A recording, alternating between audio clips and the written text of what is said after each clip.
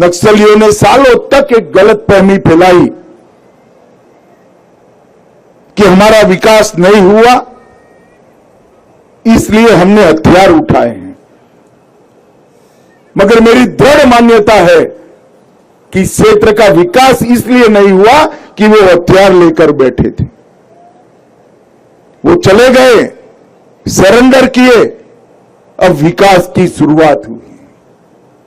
मैं आज शहीद गुंडाधुर की इस भूमि पर पूरे बस्तर के आदिवासी भाइयों बहनों को एक वादा कर जाता हूं, 1 साल में सरकार को हम रायपुर से आपके गांव तक लाएंगे, किसी को रायपुर जाने की जरूरत नहीं पड़ेगी।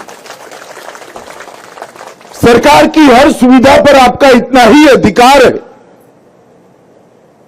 जितना दिल्ली, मुंबई, बेंगलोर, अहमदाबाद के लोगों का है।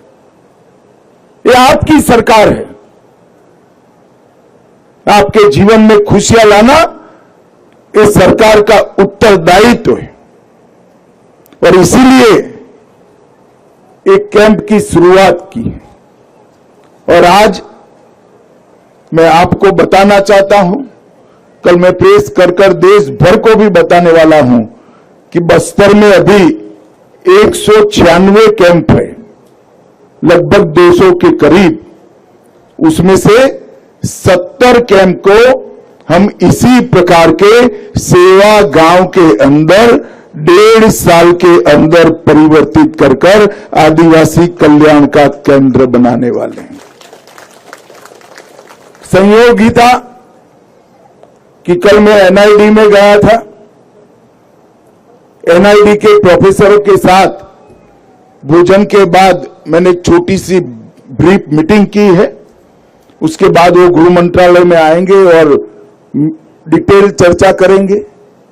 हमने कैंपों को अच्छे तरीके से डिजाइन करने के लिए एनआईडी को प्रोजेक्ट देने वाले हैं और एक कैंप का डिजाइन कंप्लीट होगा, संपूर्ण होगा, जिसके अंदर बैंकिंग की भी सुविधा होगी, आपका आधार कार्ड भी बनेगा, आपका राशन कार्ड भी बनेगा, सरकार की योजना के पैसे यहीं से आपको मिल जाएंगे।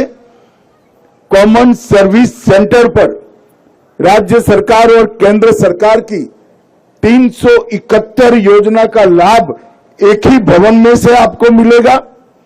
बीसी सखी, बैंकिंग सखी भी यही बैठी होगी।